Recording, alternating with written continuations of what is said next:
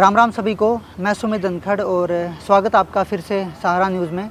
आज हमारे साथ मैम हैं डॉक्टर सुमन बहमनी जी और इस बार एक अलग टॉपिक को लेकर हम आए हैं। टॉपिक का नाम है प्री मैरिज काउंसलिंग। मैंने पहले ही नहीं सुना कभी ऐसा। कैसे इसमें प्री मैरिज काउंसलिंग में हेल्प मिलेगी जो नौजवान जो भी शादी करना चाहते हैं उनको भी। तो स्वागत है मैम हमारे चैनल के ऊपर। Thank you so much. Thank you Sumit ji. आपने आज बहुत अच्छा टॉपिक सेलेक्ट किया है, प्री मैरिज काउंसलिंग। इसे नया भी कह सकते हैं और पुराना भी। मतलब कुछ लोग इस शब्द से कभी कभी ऐसा लगता है कि वाकिफ़ नहीं है। कंसेप्ट हमारा पुराना है कि आप जब उस एज में है, जब शादी प्लान कर रहे हैं, तो उससे पहले जितनी भी अनइजीनेस है, कुछ सवाल जवाब है, कुछ घबराहट है, कुछ पूछना चाहते हैं, कुछ कहना चाहते हैं, तो उसके लिए लोग हमारे पास आते हैं और इस कंसेप्ट को हम प्री मैरिज काउंसलिंग जनरली कहते हैं। ओके। तो मैम मतलब इस प्री मैरिज काउंसलिंग में अरेंज मैरिज वाले आते हैं या फिर लव मैरिज वाले? ये बहुत ही बेहतरीन सवाल है कि हमारे पास दोनों ही ऑडियंस है। जो अरेंज मैरिज के लिए अपने आप को देख रहे हैं वो लोग भी हैं, और जो लव मैरिज प्लान कर रहे हैं कि वो बहुत टाइम से अपने साथी को जानते हैं, काफ़ी सालों का उनका रिश्ता है, बट अब जब वो अपने आप को लव से मतलब एक जो रिलेशन है उसको शादी में कन्वर्ट कर रहे हैं, तो उनको क्या नए नए सवाल कहें या फिर क्या बेचैनी कहें या कुछ और अपने में बेटर इम्प्रूवमेंट करनी है। ये कोई ज़रूरी नहीं है कि आप किसी प्रॉब्लम से कंसर्न के लिए आएंगे।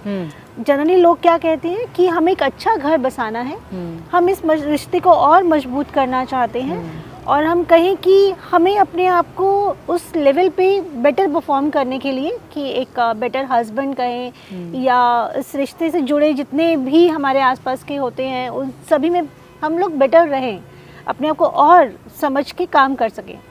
इसके अंदर ज़्यादातर मेल आते हैं फीमेल आते हैं, ये भी एक मतलब जी ये सवाल है कि ज़रूरत किसको ज़्यादा रहती है। तो दोनों का ही इक्वल रोल है उसको निभाने का। ये तो है। आजकल हमारा बच्चा अवेयर हो रहा है, हमारी यंग जनरेशन अवेयर हो रही है। थोड़ा सा मैं कहूँगी कि शायद मेल्स ज़्यादा आ रहे हैं। अच्छा। क्योंकि फीमेल्स के पास फिर भी फैमिली में गाइड करने को या तो बुआ मासी फ्रेंड्स थोड़ा बहुत रहता है, और वो अपनी चीज़ों के बारे में बातचीत करते भी रहते हैं। गर्ल्स का ब्रॉटअप भी इस तरीके से किया जाता है कि तुम्हें दूसरे घर जाके कैसे नए उसको कल्चर को अपनाना है, थोड़ा सा एक अंडरस्टैंडिंग रहता है। अब मेल जो है वो पढ़ाई के लिए बाहर गया है, जॉब के लिए बाहर है, तो फैमिली के बारे में जानने के लिए वो कुछ अपनी जो दिक्कतें हैं उसके बारे में बात करने आता है। किस किस टाइप की दिक्कतें मतलब लेके आते हैं, क्या क्या मतलब टॉपिक्स होते हैं बेसिकली? अभी ये समझना बहुत ज़रूरी है कि बात उनको क्या इश्यूज़ रहते हैं ना।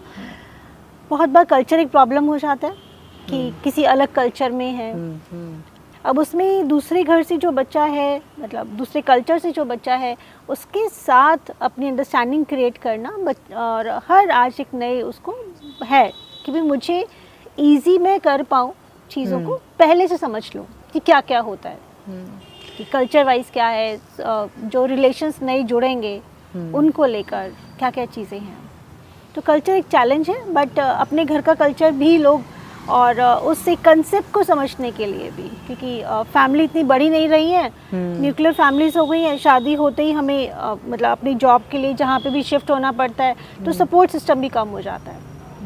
अंडरस्टैंडिंग क्रिएट होती है जब आप पहले से इसके बारे में अवेयर हो।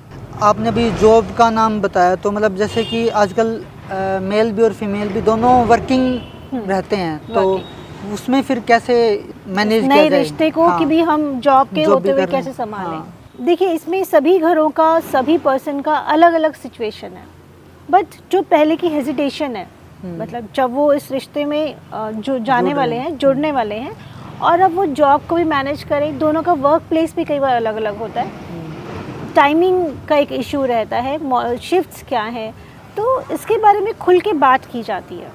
खुद के वो खुल के अपनी कुछ चीज़ों को सामने रखते हैं, जिससे कि उनको बहुत ही सलीके से और सहजपन से अपने होने वाले पार्टनर को वो शेयर कर सकें। तो अंडरस्टैंडिंग बनती है, कन्फ्लिक्ट्स बहुत कम हो जाते हैं। हम यहाँ तक लेकर आ पाते हैं कि सामने वाले का भी ऐसा इशू हो सकता है, सामने वाला भी कुछ सोच कर आएगा। तो जब इन चीज़ों के बारे में बात होती है तो कन्फ्लिक्ट्स फ्यूचर में कम हो जाते हैं।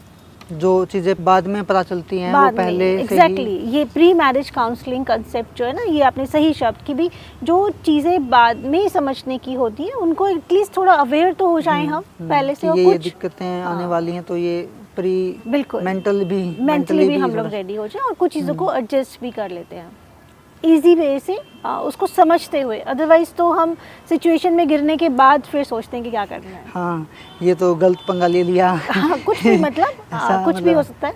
हाँ। बहुत से लोगों को होता है कि मेरा टेस्ट अपना है, मतलब मेरी हैबिट्स अपनी हैं, तो क्या मुझे हैबिट्स में चेंज करना है सामने वाले के हिसाब से। बहुत से लोग बोलते हैं मैंने कभी रूम शेयर नहीं करा, अब कोई नया मेरे रूम में आके रहेगा तो मुझे कैसे मैनेज करना है।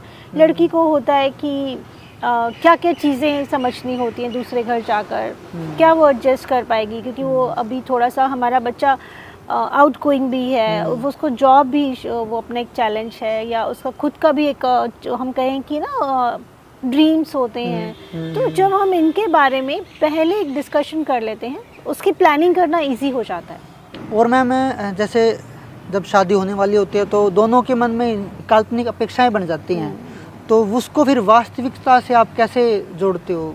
ये बहुत सिचुएशन ऐसी हो जाती है जिसमें कि हम सोच के आते हैं कि शादी होगी तो ये ऐसे ऐसे सुंदर सुंदर वाला सोच कर आते हैं। हमारे दिमाग में पहले से बहुत सारी चीज़ें चल रही होती हैं कि अगर कुछ बैड एक्सपीरियंसेस हमने देखे हैं कि 4-5 हमने दोस्तों का देखा, नेबर्स का देखा, या कुछ मूवीज़ में देखा कि भी सेटल नहीं हुआ, एक मैरिज जो है सक्सेसफुल नहीं हुई, तो हमारे में डर बैठ गया।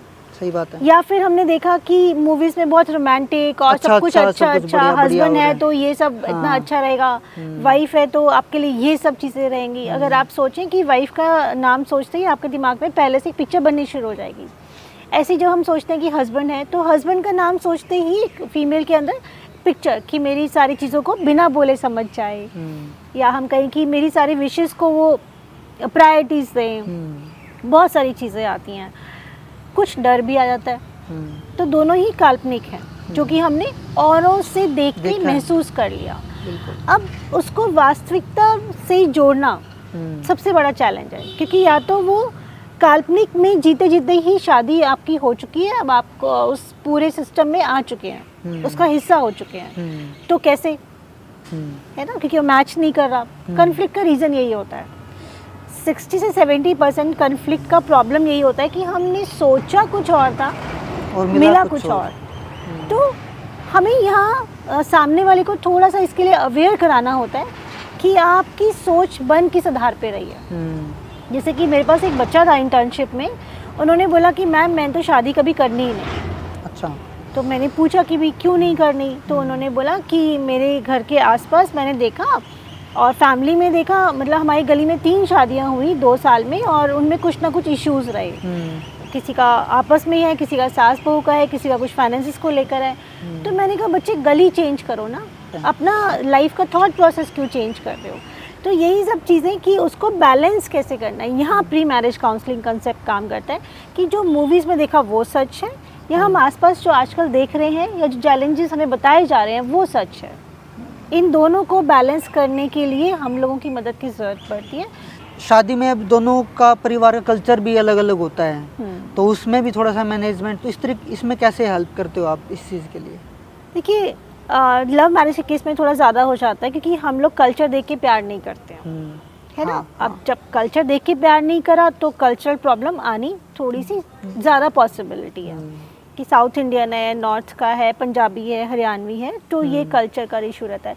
जब बच्चा इसके बारे में बात कर ले पहले तो वो समझ पाता है। अदरवाइज़ क्या होता है, नॉर्मली हमने 20-25 साल जिस पैटर्न को अपनाया, जिस टेस्ट का खाना खाया, मतलब हमने जिस टाइप के कपड़े पहने या जिस रूटीन को फॉलो किया, वो हमारी आदत बन जाती है, हम वही हो जाते हैं। सही बात है।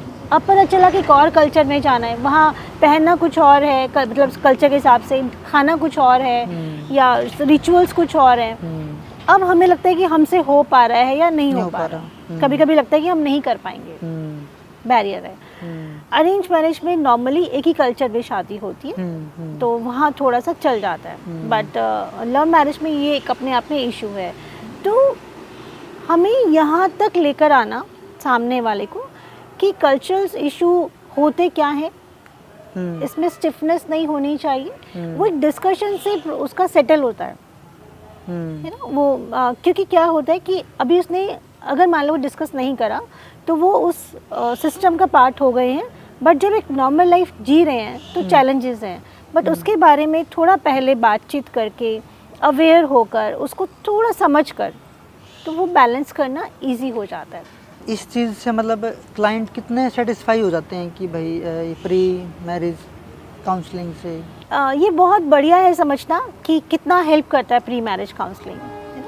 जितना हमें मदद बाद में चाहिए होती है अपने साथ वालों की, यार दोस्तों की, बड़े बुजुर्गों की या किसी समझदार जिससे हमारी अच्छी बनती हो कि मैरिज के बाद वो हमें गाइड कर सके, उससे ज़्यादा अच्छी हेल्प या उससे ज़्यादा अच्छे रिजल्ट्स प्री मैरिज काउंसलिंग के एक सक्सेसफुल लाइफ में हम देख सकते हैं। कि पहले आपने उसके बारे में जो बातचीत करी, जो समझा, अपने जिन टॉपिक्स को सामने रखा, जिन इश्यूज को डिस्कस कर लिया, तो वो प्रॉब्लम्स ही नहीं आएंगी ना। काफ़ी हद तक हम उन्होंने उनसे फेस कर चुके हैं, बातचीत कर चुके हैं। रेस कहे या फिर कुछ स्टार्ट होने से पहले ही आप उसके बारे में थोड़ा बहुत जानकारी लेकर बातचीत करके अपने आप को सेटल कर रहे हैं या फिर एक स्टेट पे लेकर आ रहे हैं। बाद में हम बात करते हैं नॉर्मली जो प्रॉब्लम सामने आती है। हाँ, तो है ना? नॉर्मली उसमें रिश्ता ज़्यादा टूटने के खतरा ज़्यादा है। टूटने का खतरा या कन्फ्लिक्ट्स क्रिएट होने का, डेली की अनबन या डेली की एडजस्टमेंट्स हम कहें, तो वो रहता है हिस्सा बाद का। तो जब उन चीज़ों के बारे में आप थोड़ा सा अवेयर होके पहले बात करते हैं तो ये आपको एक अच्छा डायरेक्शन दे जाता है और एक अच्छी समझ भी क्रिएट करता है।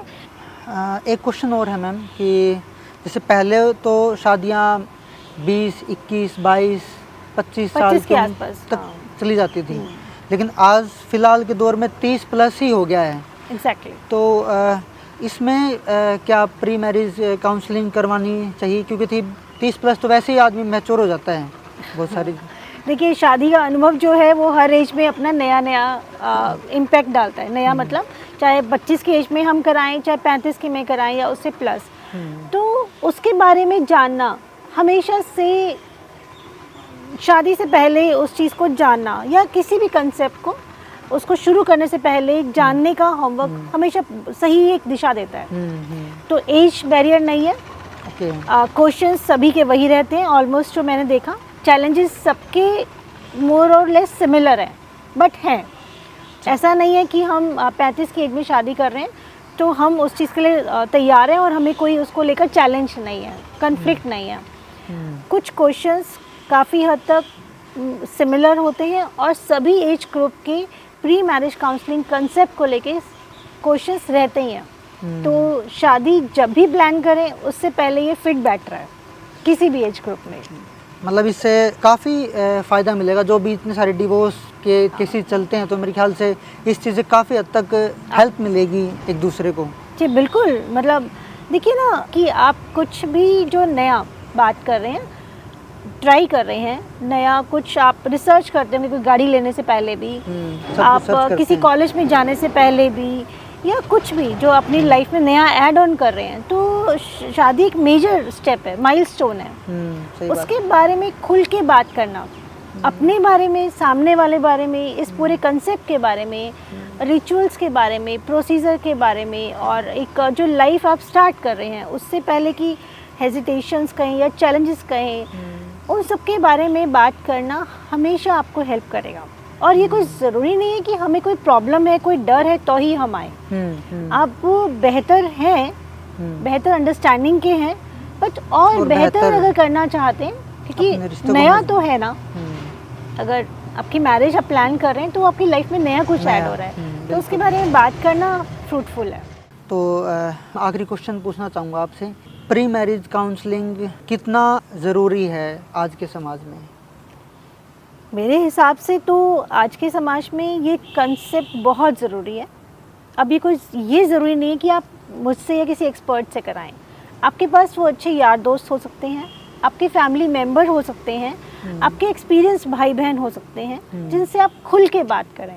सिर्फ इतना है कि आप अपनी हर उस प्रॉब्लम, हर उस डर या हर उस क्वेश्चन के बारे में बात कर सकें जो आप उनसे पूछना चाहते हैं। ये बहुत ज़रूरी है। ये ज़रूरी नहीं है कि आप किसी डॉक्टर के पास आके बात करें, आपकी फैमिली में हो सकते हैं, सराउंडिंग में हो सकते हैं, बट बात करना बहुत ज़रूरी है, क्योंकि बात करने से आज आप समझ पाएंगे, अपनी चीज़ों को थोड़ा सा क्लियरली देख पाएंगे, जो फ्यूचर में आपको काफ़ी हेल्प करता है। अदरवाइज़ हम इमेजिनरी, जैसे आपने कहा कि इमेजिनेशन में रहते हैं, उन ही चीज़ों को ढूंढते रह जाएंगे। थैंक यू मैम, इतना समय देने के लिए Thank और you so हमारे much. दर्शकों को इतना इन्फॉर्मेशन देने के लिए, क्योंकि प्री मैरिज काउंसलिंग मेरे ख्याल से मैंने भी पहली बार सुना, और ये बहुत ज़रूरी है आजकल के रिश्तों को बचाने के लिए। Thank you ma'am. Thank you so much. और फिर से कोई नई अपडेट के साथ आपसे जुड़ेंगे। धन्यवाद तब तक।